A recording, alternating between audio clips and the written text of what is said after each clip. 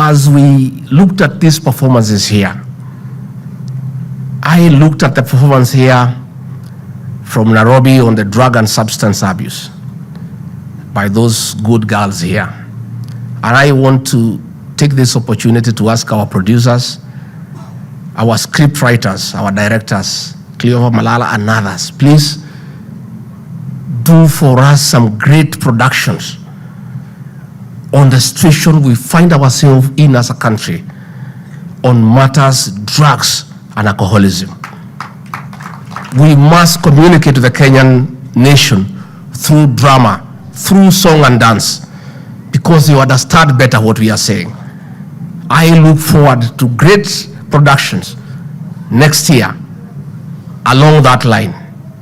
I am willing from my office, if there are some good productions on drug and substance abuse, to sponsor that or those groups around the country to perform before the people of Kenya, so that they can understand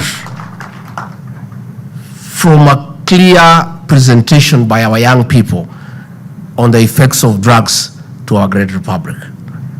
Girls are children. They must be in school, not in marriage. Equally, boys must be in class, not working as laborers. Any form of exploitation of our children, including digital spaces, will be firmly dealt with. We invite the public to work with us in highlighting such crimes for swift action.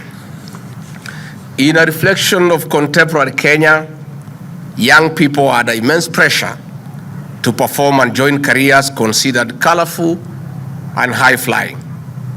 But the creative industry is another powerful avenue to earn a dignified life and a vehicle to unlimited success. Examples of this success are right here.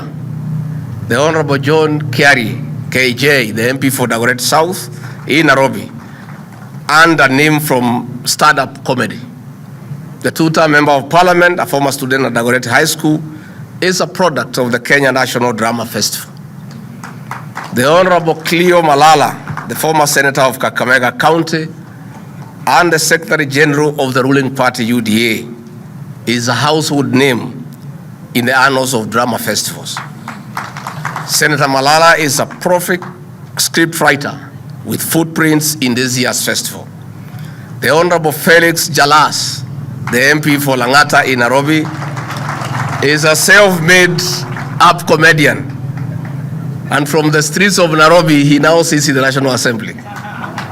This is how he made his way to fame.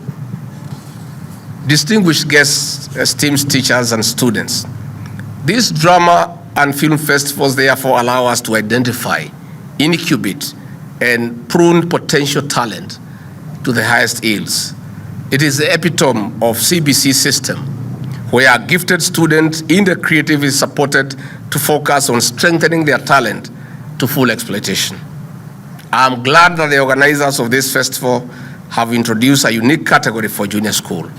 We look forward to more fresh trades that will enrich the festival. We are excited to ignite the creative economy, a sector that was neglected despite its vast opportunities through the Talanta Hela initiative. I'm glad to note that the theme of this year's festival is unlocking opportunities for socio-economic transformation through drama and film.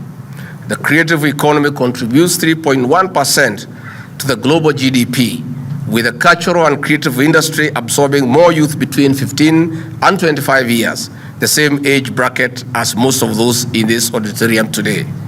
15 years ago, the sector was worth 85 billion Kenya shillings, equivalent to 5.3% of our country's GDP. Riding on this potential, the government aims to doubling the earnings. We are promoting and protecting the industry against predators benefiting from the sweat of our artists.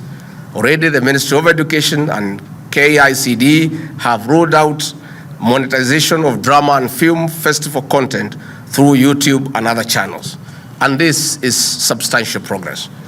Distinguished guests, esteemed teachers and students, on this note, I congratulate you all for planting more than 20,000 trees during this year's Drama and Film Festival. This is key to meeting our target of 15 billion trees by the year 2032. I commend the Ministry of Education led by our very able minister, the Kenya Universities and College Central Placement Services, the Kenya Revenue Authority, the Communications Authority, the KICD, the Kenya National Drama and Film Festival, the county government of Embu under the able leadership of Ses Barire, and other partners for a highly successful festival. We deeply appreciate the judges and the adjudicators and students for the electrifying performances. As for the participants and winners, it is hearty congratulations. We are winners. Asanteni sana. It is exciting to join you for 62nd National Drama and Film Festival here in Embu County. No doubt, I have enjoyed potent performances from Kenya's finest, vibrant and energetic students. We have talent. I'm deeply impressed by the infinite creativity of these youngsters. The creativity is highly thought-provoking.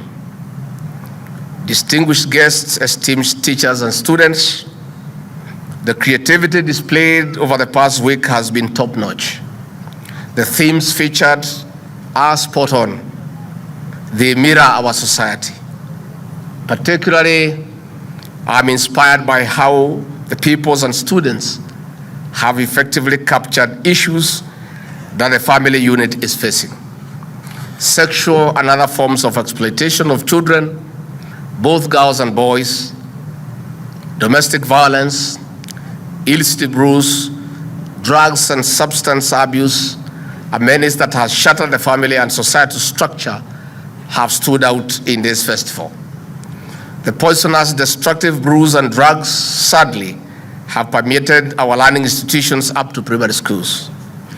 The renditions have also vividly painted the picture of threats to the socio-economic development of our nation, and by extension, a threat to our very existence.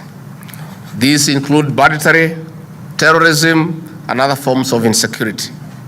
It is impressive that matters climate change and its impact have also prominently featured.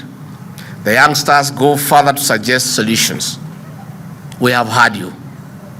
We are taking resolute and definite measures.